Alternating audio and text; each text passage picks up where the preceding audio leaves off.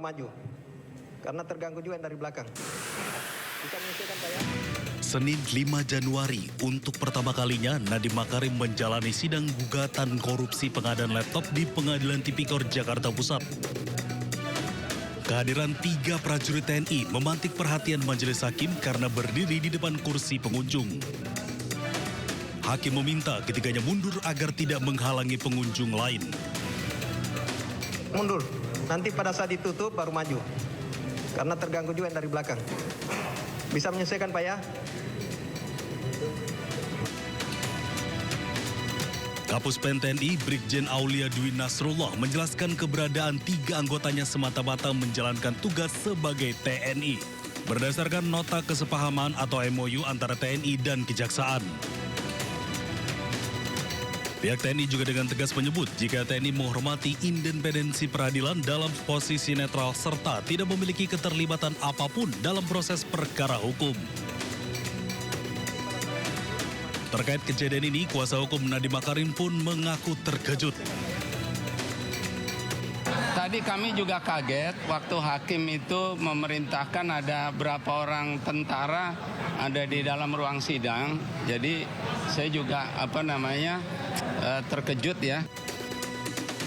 Sementara Jaksa Roy Riyadi menyebut kehadiran TNI hanyalah untuk keamanan saja. Kami di dalam penanganan perkara sekarang ada juga melibatkan teman-teman dari TNI seperti itu. Mantan Menteri Pendidikan, Kebudayaan, Riset, dan Teknologi Nadiem Makarim jalani sidang perdana di Pengadilan Tipikor Jakarta Pusat. Sidang beragendakan pembacaan dakwaan. Dalam sidang yang digelar di Pengadilan Tipikor Jakarta, Nadiem Makarim didakwa telah memperkaya diri sendiri dengan nilai mencapai 809,5 miliar rupiah. Tim Liputan iNews melaporkan. Nadiem Makarim bantah terima aliran dana 809 miliar rupiah dari kasus korupsi Chromebook saat menjabat Mendikbudristek 2019-2024. Dalam sidang eksepsi di Pengadilan Tipikor, Nadiem juga merasa dirinya dikriminalisasi.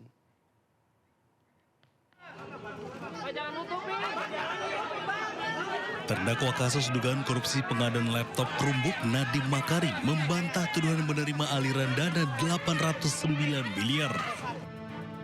Bantahan itu disampaikan Nadiem dalam sidang pembacaan nota keberatan atau eksepsi. Dakwaan menyebut saya memperkaya diri sendiri, tetapi tidak menjelaskan apa mekanismenya saya menerima aliran dana 809M tersebut. Tidak jelas apakah aliran ini ke saya dan tidak jelas apa keuntungan yang saya dapatkan dari aliran dana ini. Nadiem juga menganggap kasus yang menjerat dirinya merupakan bentuk kriminalisasi atas kebijakan yang dibuatnya saat menjabat menteri. Saya juga berjuang untuk setiap profesional dan pejabat jujur yang dituduh korupsi. Demi menjaga martabat upaya anti korupsi di Indonesia, kriminalisasi kebijakan harus berhenti di negara ini. Setiap anak muda, setiap profesional yang punya keinginan mengabdi untuk negeri ini akan menyaksikan hasil dari sidang ini. Nadiem Makarim didakwa merugikan negara sebesar 2,1 triliun rupiah. Perbuatan ini disebut dilakukan bersama 3 terdakwa lainnya.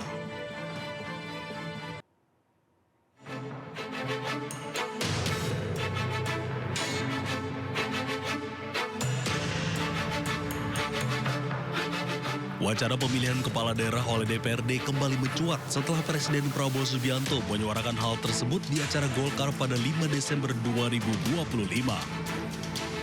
Menurut Presiden, pilkada langsung terlalu mahal sehingga harus diperbaiki. Menurut saya, kita harus perbaiki sistem kita. Dan kita tidak boleh malu untuk mengakui bahwa kemungkinan sistem ini terlalu mahal. Betul. Dari wajah yang menang pun saya lihat lesu juga. Yang menang lesu, apalagi yang kalah.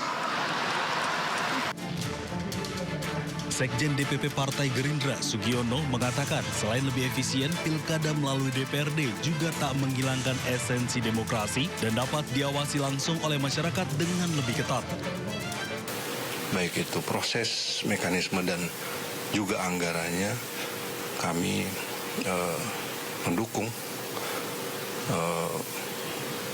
rencana untuk melaksanakan pilkada lewat DPRD. Kalau kita melihatnya accountability-nya itu lebih cenderung lebih ketat. Kenapa? Karena kalau misalnya tidak langsung kan dipilih oleh DPRD yang merupakan perpanjangan tangan dari partai-partai politik. Sementara itu pengamat politik Rai Rangkuti tegaskan masyarakat tetap ingin pemilihan kepala daerah dipilih langsung bukan oleh DPRD. Kalau sampai sekarang lebih dari 10 tahun masyarakat selalu mengatakan pilkada dipertahankan, ya itu artinya masyarakat ingin pilkada ini dipertahankan. Hatta 2025 setelah Presiden Prabowo berbicara di hadapan Partai Golkar seperti yang tadi, masyarakat tetap mengatakan kami ingin pilkada langsung tidak dihapuskan. Nah kalau mau ariflah di situ, dengarkanlah suara rakyat itu. Ya kan, itulah kearifan tertinggi, yaitu mendengar suara rakyat gitu ya. Kalau hubungannya tentu saja dengan DPR, ya kan. Saat ini dari 8 fraksi yang ada di DPR mayoritas mendukung pelaksanaan pilkada dipilih oleh DPRD. PDI Perjuangan merupakan salah satu fraksi yang menolak pemilihan kepala daerah dikembalikan melalui DPRD.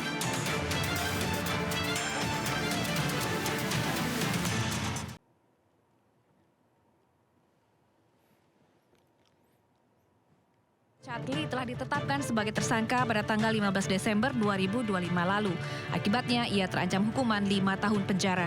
Dr. Richard tersandung kasus produk kosmetik yang dilaporkan oleh Dr. Samira Farasnas alias Dokter Detektif.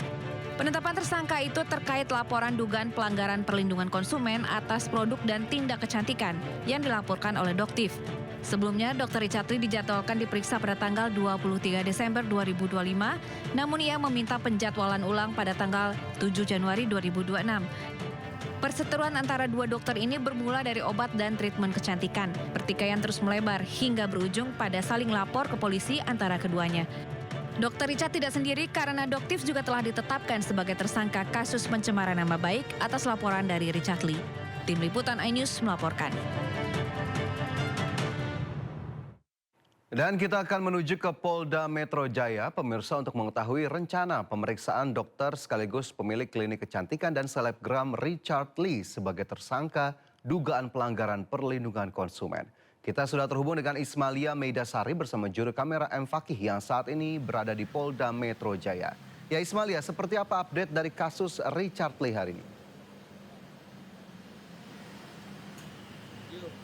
Ya, selamat siang Fajar dan juga pemirsa. Betul sekali, hari ini akan diadakan atau digelar pemeriksaan terhadap Richard Lee yang sudah ditetapkan sebagai tersangka pada tanggal 15 Desember 2025 lalu, yang dimana sampai saat ini kami masih menunggu kedatangan Dr. Richard Lee beserta juga kuasa hukumnya. Namun tadi kami sempat menghubungi kuasa hukum dari Dr. Richard Lee dan mengatakan bahwa dirinya beserta kliennya akan hadir di Polda Metro Jaya pada siang ini untuk pemeriksaan sebagai kapasitasnya sebagai tersangka.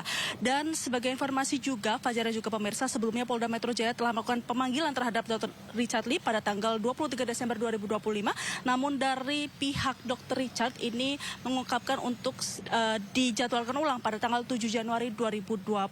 Sampai saat ini kami masih menunggu kehadiran Dr. Richard Lee di Polda Metro Jaya. Dan bisa kami informasikan sedikit, Dr. Richard Lee ditetapkan sebagai tersangka atas dugaan pelanggaran di bidang kesehatan dan juga perlindungan konsumen, dan juga awalnya ini merupakan pelaporan dari Dr. Samira Farasnas atau yang biasa kita kenal dengan Dokter Detektif yang membeli beberapa produk dari Dr. Richard Lee dan mengatakan bahwa beberapa produk itu tidak sesuai dengan kandungannya, dan juga ada packaging yang rusak dan juga packaging dari produk lain.